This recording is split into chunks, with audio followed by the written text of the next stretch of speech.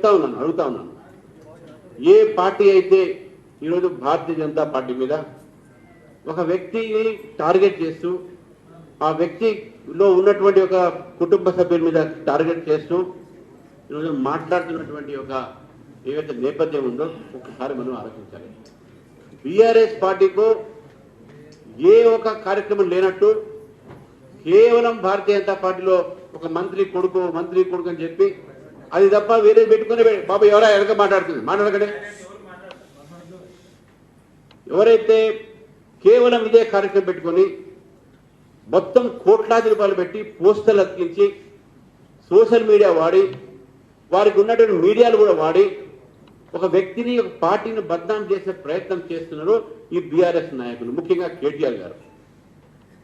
నేను ఒకటే ఆరోజు చెప్పాను, బండి సంజయ్ గారు తప్పు చేసి ఉంటే yes party will definitely take action చేసి, కానీ బండి సంజయ్ గారు తప్పు చేయలే. బండి సంజయ్ గారి ఒక కొడుకు ఇంట్లో కుటుంబ సభ చేసి ఉంటే నేను ఒకటే మాట అంటున్నాను, కుటుంబ సభ చేసి ఉంటే ఎస్ అతని మీద చర్య ఉండాల్సి ఉంది. లీగల్ గా చట్ట ప్రకారం ఏ కార్యక్రమం అని ఉండాలి అవన్నీ కూడా జరుగుతాయి, శిక్ష పడుతుందా అది చేస్తుందా కోర్టు పోతుంది. మరి తప్పించుకున్నాడు. ఏ వ్యక్తి అయినా సరే లీగల్ గా ఒక కేసు పడితే వాళ్ళు లీగల్ స్టెప్ తీసుకుంటారు. Anticipatory bail is legal step, పారిపోవడం కాదు. యాంటిసిపేటరీ బెయిల్ రాకపోతే సరెండర్ అయ్యాడు. చట్టంలో ఉన్నది anticipatory bail provision, there is nothing wrong in it. అసలు మీ ప్రభుత్వం మీరు కాళేశ్వరం మీద ఎంక్వైరీ పెడితే కోట్లాది రూపాయలు మీరు ప్రజాధనం తినేస్తే దాని మీద పీసీ కోసం రిపోర్ట్ ఇస్తే హైకోర్టు మీరు పోలేదా? అంటే మీరు తింటూనే ఉండాలి, మిమ్మల్ని ఆపకూడదని అట్లా కాదు కదా. హైకోర్టు ఎందుకు పోయారు మీరు అటువంటిప్పుడు? ఎవరైనా సరే లీగల్ ఒక స్టెప్ తీసుకుంటారు. అతని కుటుంబంలో ఆయన కొడుకు అడ్వకేట్ పెట్టుకొని తీసుకున్నాడు, మీకేంటి బాధ? నేను మిమ్మల్ని అడుగుతున్నాను కేటీఆర్ గారు, మీ యొక్క ప్రభుత్వంలో మీకు ఒక నైతికమైనటువంటి నిజంగా విలువ ఉంటే మీరు మాట్లాడిన మాటలు చెప్తా ఉన్నాను. మీ యొక్క సమయంలో ఎన్సీఆర్బి ఇచ్చినటువంటి డాటా మీరు ప్రభుత్వంలో వచ్చినప్పుడు 2014లో మీరు ప్రభుత్వంలో వచ్చినప్పుడు ఈ దేశంలో 14,147 క్రైమ్స్ జరిగేది ఈ దేశంలో, ఈ రాష్ట్రంలో.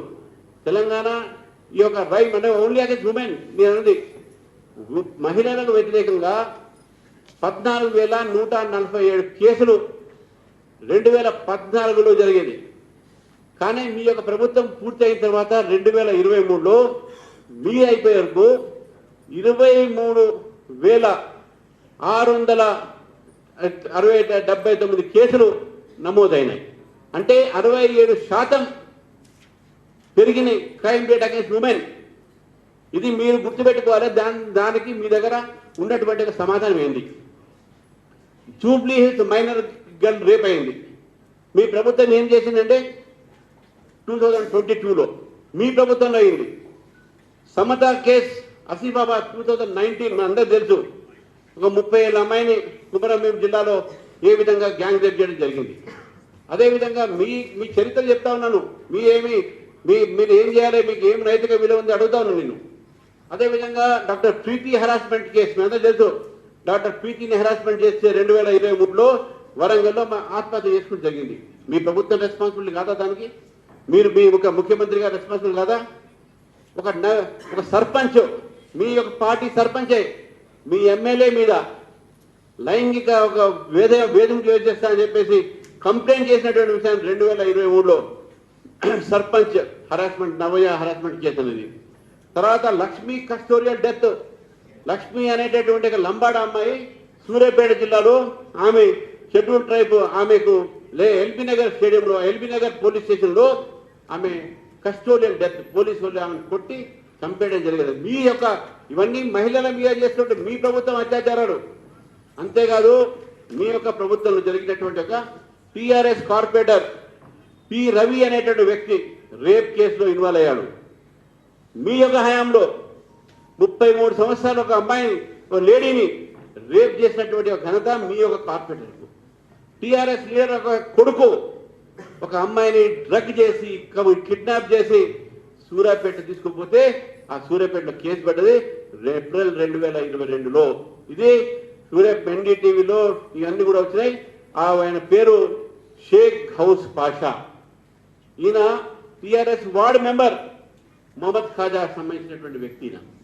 టిఆర్ఎస్ లీడర్ అదేవిధంగా షేక్ సాజిద్ ఖాన్, ఒక మైనర్ షేక్ సాజిద్ ఖాన్ ఒక రేప్ చేసి ఒక మైనర్ ని రేప్ చేసి ఈయన అక్యూజ్ ఉన్నాడు ఆ కేసులో.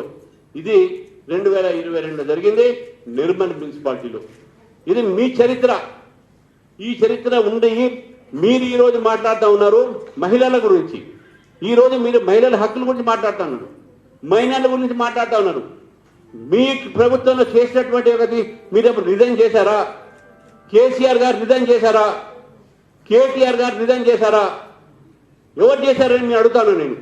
అంతేకాదు మీ కుటుంబంలోనే ఒక మహిళ సారా వ్యాపారంలో కోట్లాది రూపాయల కమిషన్ తీసుకుంటే జైలుకు పంపిస్తే మీరు రిజైన్ చేశారా?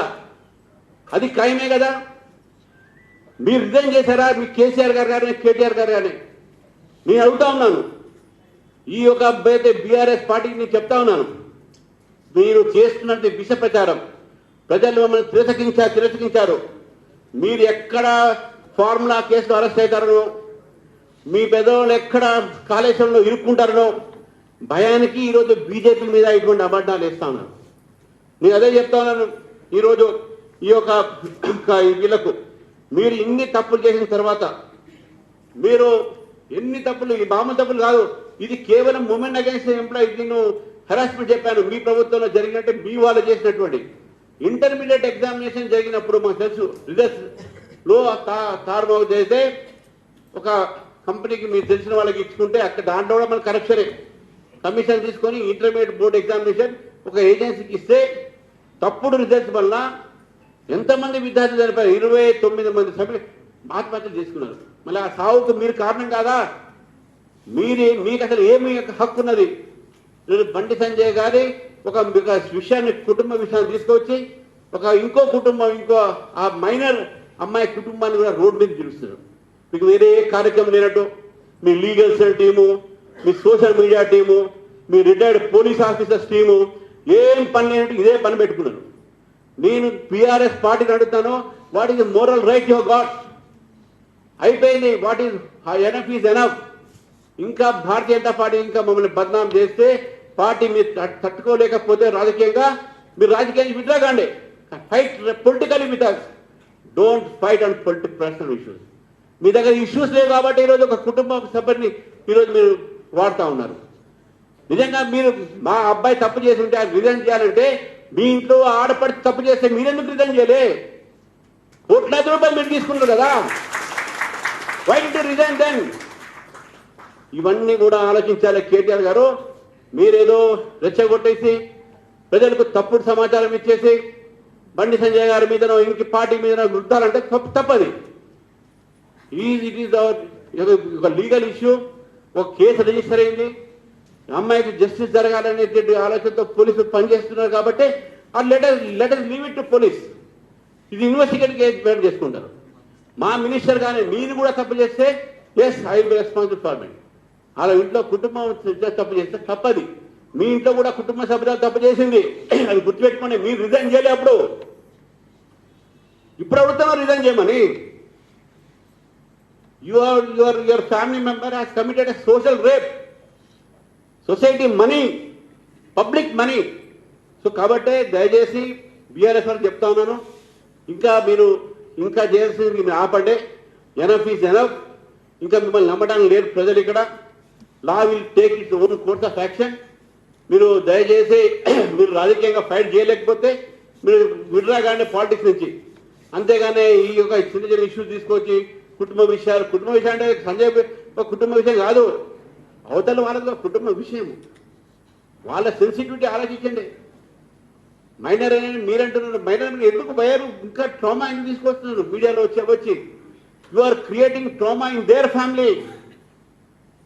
కాబట్టి రెస్పాన్సిబుల్గా బిహేవ్ కావాల్సిందిగా నేను కోరుతూ ఈరోజు కాంగ్రెస్ పార్టీ నాయకులు కూడా చెప్తా ఉన్నాను, మీరందరూ బీఆర్ఎస్ కొమ్ముక్కై ఉన్నారు. మీకు దమ్ము ధైర్యము నిజంగా ఉంటే వాళ్ళని ఫార్ములా కేసు అరెస్ట్ చేయండి.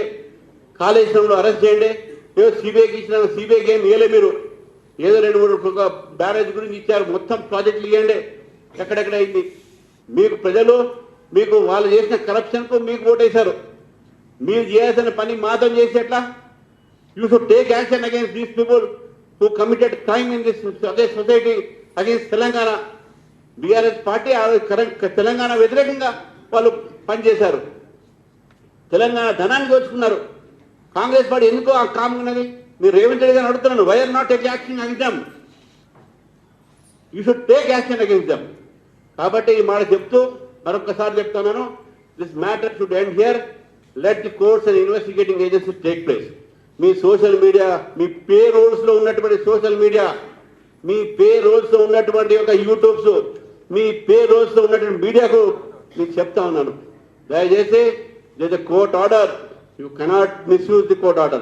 You cannot violate the court order. ఈ విధంగా సీరియస్ గా చెప్తా ఉన్నాను. తెలంగాణ ప్రజలు కూడా నేను కోరుతా ఉన్నాను. తెలంగాణ ప్రజలు బీఆర్ఎస్ తిరస్కరించారు. మొన్న మోదీ గారి ప్రోగ్రామ్ సక్సెస్ అయింది.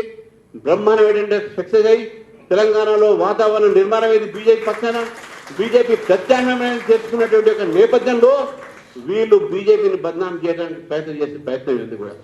Because BJP is an alternative in Telangana. BRS ఎవరు లెక్క చేయరు. There is no BRS in Telangana. BRS is only in media and social media. కాబట్టి గుర్తుపెట్టుకుని తెలంగాణ ప్రజలు కూడా నేను కోరుతా ఉన్నాను, ఇటువంటి వాళ్ళ మాటలు నమ్మకండి.